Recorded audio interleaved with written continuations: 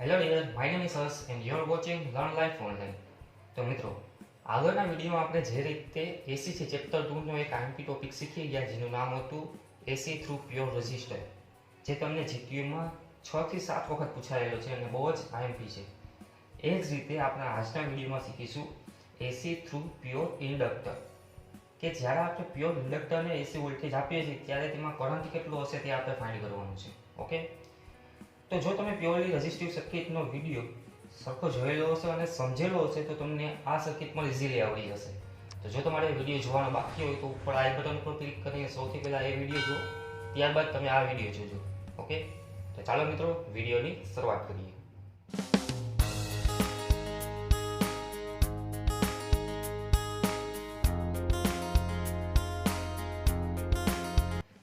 તો મિત્રો, જે રીતે આપણે શીખી ગયા હતા કે પ્યોર રેઝિસ્ટરમાં વોલ્ટેજ અને કરંટ બંને ફેઝમાં હોય છે, એટલે કે આપણે આ રીતે શીખી ગયા હતા કે જો પ્યોરલી રેઝિસ્ટિવ સર્કિટ હોય તો એમાં વોલ્ટેજ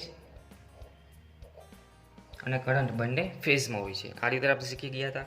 તેવી જ રીતે જો આપણે ઇન્ડક્ટર હોય તો તેમાં કરંટ એ વોલ્ટેજ કરતાં લેગિંગમાં હોય, એટલે કે પાછળ હોય.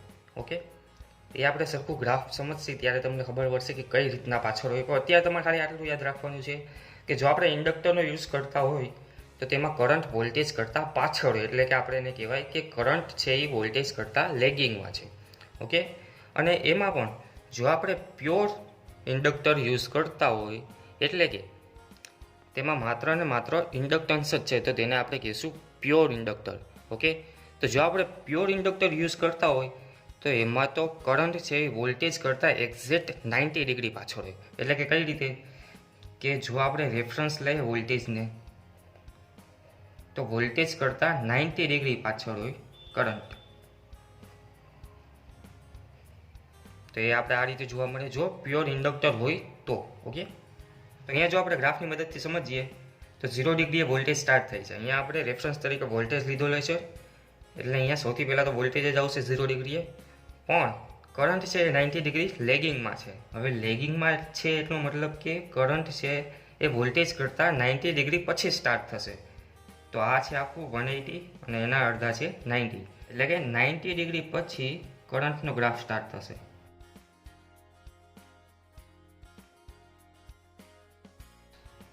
તો આ બે વચ્ચેનો જે ફેઝ ડિફરન્સ હશે એ હશે 90 ડિગ્રી.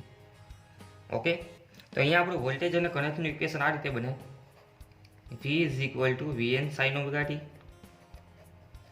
અને current small I = Im sin omega t -90 degree. Okay, આના ઉપરથી આપણે ઇક્વેશન બનાવ્યું Im sin omega t -90 degree. આ જે ઇક્વેશન છે આઈનું કરંટનું જે ઇક્વેશન છે એ જ આપણે પ્રૂવ કરવાનું છે. કઈ રીતે તે આપણે આગળ જોઈએ. તો હવે આપણે અમુક ટર્મ્સ જોઈ લે જે તમને ઇક્વેશન ડિરાઈવ કરવામાં કામ આવશે. તો જે રીતે રેઝિસ્ટરનો કોઈક રેઝિસ્ટન્સ હોય, ઓકે, રેઝિસ્ટર હોય એનો કોઈક રેઝિસ્ટન્સ હોય જેના પરથી આપણે ખબર પડે કે તે કરંટનો કેટલો ઓપોઝ કરશે, તેવી જ રીતે ઇન્ડક્ટર હોય તો તેનો ઇન્ડક્ટન્સ હોય, ઇન્ડક્ટરનો ઇન્ડક્ટન્સ હોય જેના પરથી આપણે ખબર પડશે કે તે કરંટનો કેટલો ઓપોઝ કરશે. તો ઇન્ડક્ટર છે તે કરંટનો કેટલો ઓપોઝ કરશે તે આપણે જો જાણવું હોય તો તેનું ઇક્વેશન છે XL = 2πfL. XLનું નામ છે ઇન્ડક્ટિવ રિએક્ટન્સ. XL એટલે કે ઇન્ડક્ટિવ રિએક્ટન્સ પરથી આપણે ફાઇન્ડ કરી શકીએ કે કોઈ ઇન્ડક્ટર છે તે કરંટનો કેટલો ઓપોઝ કરશે. ઓકે, તો આનું ઇક્વેશન થઈ જશે XL = 2πfL.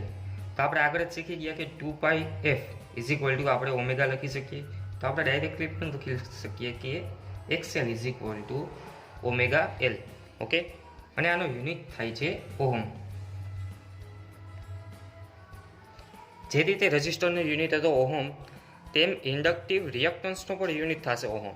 ઇન્ડક્ટરનો યુનિટ થશે હેનરી, પણ ઇન્ડક્ટિવ રિએક્ટન્સ એનું કામ શું છે તો કે કરંટનો ઓપોઝ કરવાનો છે. એટલે કે રેઝિસ્ટર જેવું જ કામ છે એનું, કરંટનો ઓપોઝ કરવાનો. પણ અહીંયા ઇન્ડક્ટિવ રિએક્ટન્સ છે પણ એનો યુનિટ તો રહેશે ઓહમ. ઓકે, તો આ થઈ ગયો આપણો ફર્સ્ટ પોઈન્ટ. હવે સેકન્ડ પોઈન્ટ. તો જે રીતે આપણે પ્યોરલી રેઝિસ્ટિવ સર્કિટમાં કરંટ ફાઇન્ડ કરવા માટે લખતા હતા I = V/R, તો હવે ઇન્ડક્ટિવ સર્કિટમાં આપણે શું લખીશું? તો ઇન્ડક્ટિવ સર્કિટમાં આપણે લખીશું IM is equal to VM by XL, અથવા તો capital I is equal to V by XL. તો હવે તમે કહેશો કે અહીંયા આરની જગ્યાએ XL કેમ આવી ગયો? આર શા માટે ના આવ્યું? તો તમે સર્કિટમાં જોઈ જ શકો છો કે સર્કિટ છે પ્યોરલી ઇન્ડક્ટિવ સર્કિટ, એટલે કે એમાં ખાલી ઇન્ડક્ટર જ છે, રજિસ્ટર છે જ નહીં, એટલા માટે અહીંયા રજિસ્ટર આવ્યો જ નહીં. હવે XL શા માટે આવ્યું? તો XL આપણે જોઈ ગયા કે XL શું દર્શાવે કે XL દર્શાવે છે કે તે કરંટનો કેટલો ઓપોઝ કરશે. તો સિમ્પલી જો તમે સમજી શકો તો આપણે કરંટ ફાઇન્ડ કરવા માટે શું કરતા હતા? વોલ્ટેજના છેદમાં રેઝિસ્ટન્સ.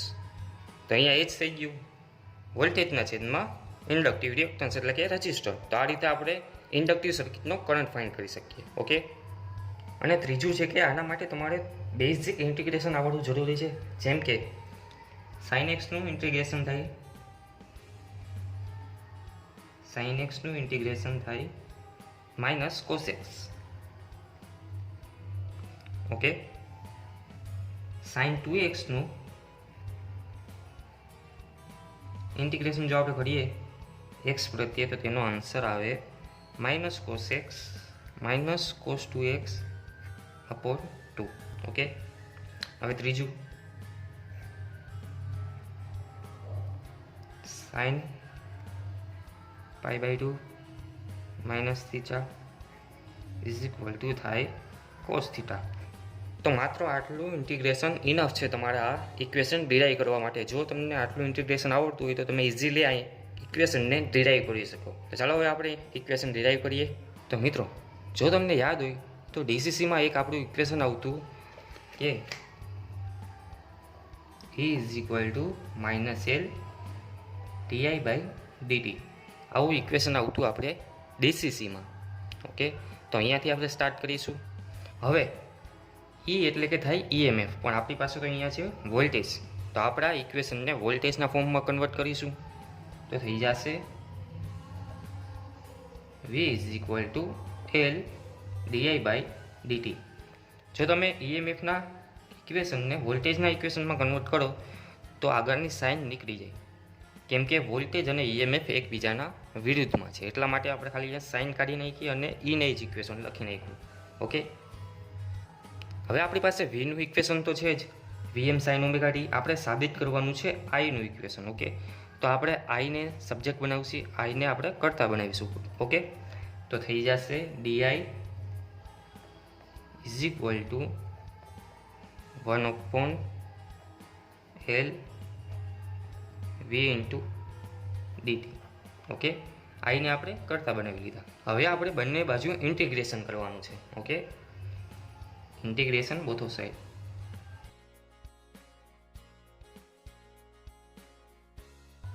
બંને બાજુ ઇન્ટિગ્રેશન કરીશું.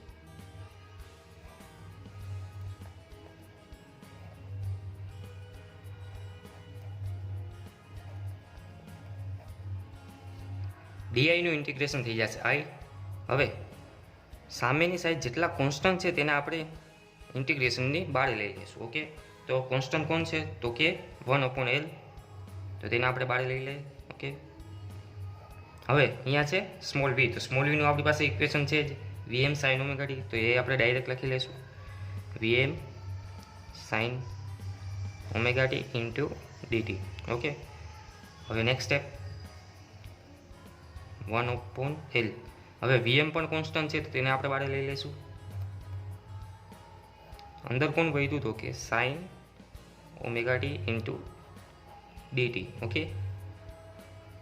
અહીંયા આપણે હવે sin ઓમેગા ટીનું ઇન્ટિગ્રેશન કરવાનું થશે. તો તમે અહીંયાથી સમજી શકો છો કે જો sin x નું ઇન્ટિગ્રેશન કરીએ તો એનો આન્સર આવે minus cos x. sin 2x નું ઇન્ટિગ્રેશન કરીએ તો તેનો આન્સર આવે માઇનસ cos 2x અપોન 2. તો અહીંયા જો આ ટર્મ છે આના જેવું જ છે. તો આના પરથી આપણે લખી શકીએ કે VM બાય L, અને આનું જો ઇન્ટિગ્રેશન કરીએ તો આવે minus cos omega t upon omega. જોયું? આના પરથી તમે સમજી શકો છો. તો આ આપણું થઈ ગયું ઇન્ટિગ્રેશન. ઓકે. તો આને આપણે આ રીતે પણ લખી શકીએ I is equal to VM upon ઓમેગાને આપણે બહાર લઈ લઈએ તો થઈ જશે ઓમેગા L. તો અંદર બચ્યું minus cos omega t. Okay. તો એ નેક્સ્ટ સ્ટેપ એ કે અહીંયા લખ્યું છે ઓમેગા L. તો અહીંયા આપણે પહેલાં જોઈ ગયા કે omega L is equal two થશે ઇન્ડક્ટિવ રિએક્ટન્સ, તો આપણે ડાયરેક્ટ મૂકી દઈએ વીએમ બાય ઓમેગા એલની જગ્યાએ આવી જશે એક્સએલ અને થઈ જશે cos omega t. Minus sign જે અંદર હતી તે આપણે બહાર આપી દીધી વીએમને. ઓકે, તો આપણો આન્સર તો આવી ગયો છે, પરંતુ આ છે કોસના ટર્મમાં. આપણા વોલ્ટેજ છે સાઇનના ટર્મમાં છે, તો આપણો કરંટ પણ સાઇનના ટર્મમાં આવવો જોઈએ. એટલા જ માટે હવે આપણે આ કોસના ટર્મને આપણે ફેરવશું સાઇનના ટર્મમાં. તો sine π/2 minus theta is equal to cos theta થતું હોય તો આપણે cos theta is equal to sine π/2 minus theta પણ લખી શકીએ. ઓકે, તો અહીંયા કોસ થીટા છે ને અહીંયા છે કોસ ઓમેગા ટી. તો આના પરથી જ આપણે સાઇનના ટર્મમાં આપણે ફેરવી શકીએ. કઈ રીતે? તો કે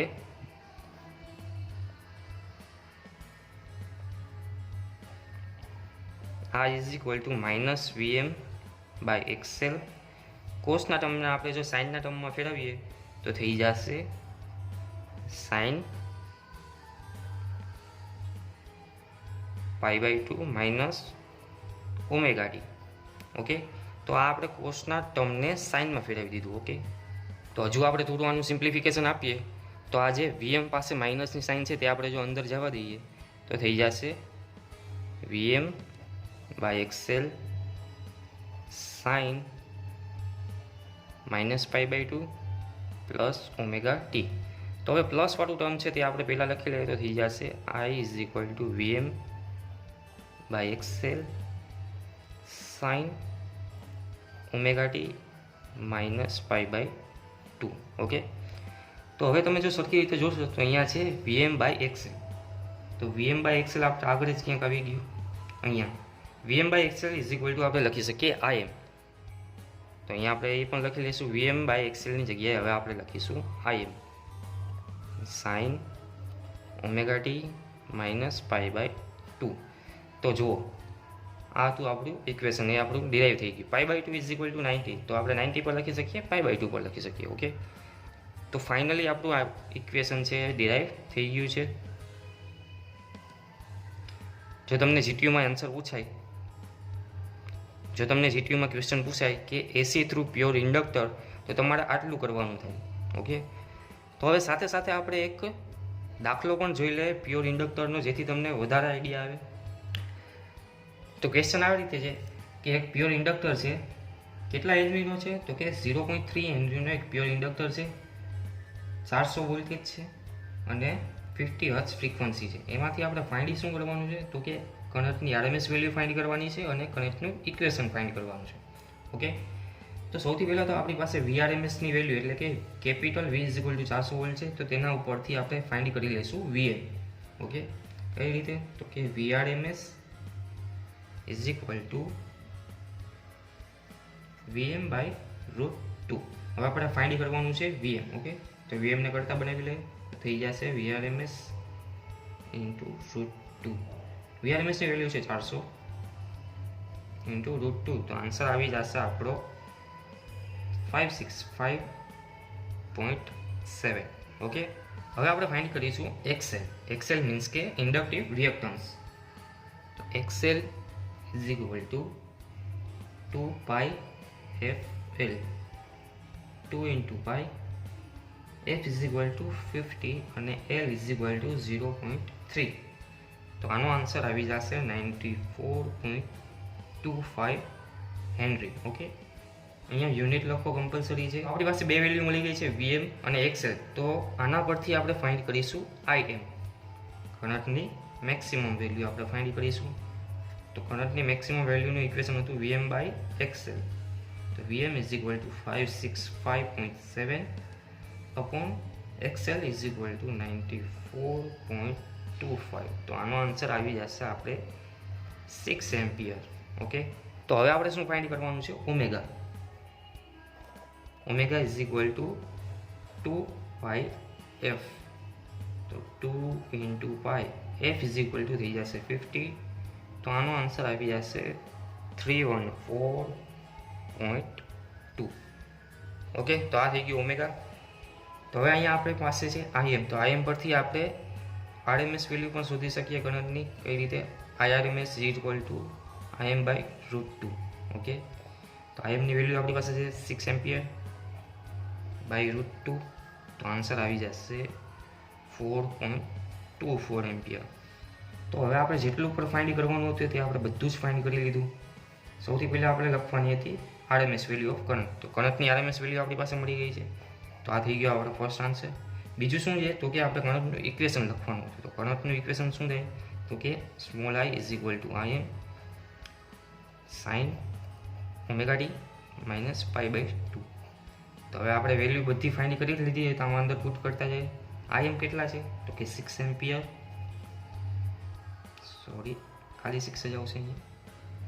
સાઇન ઓમેગા ટી કેટલા છે? તો કે 314.2 t માઇનસ π/2 મીન્સ કે 90 ડિગ્રી. ઓકે, તો આપણું થઈ ગયું ઇક્વેશન ઓફ કરંટ. ઓકે, તો મિત્રો જો તમને જીટીયુમાં પૂછાય કે એસી થ્રુ પ્યોર ઇન્ડક્ટર, તો તમારે આટલું ઇક્વેશન સાબિત કરવાનું થાય, અથવા તો એના પરથી તમને કોઈ દાખલો પૂછાય, ન્યુમેરિકલ પૂછાય, તો તમારે આ રીતે ફાઇન્ડ કરવાનું થાય. ઓકે, ખૂબ જ ઇઝી છે. જો તમે 2-3 દાખલા ગણશો, પ્રેક્ટિસ કરશો, તો તમને ઇઝીલી આવડી જશે. ઓકે,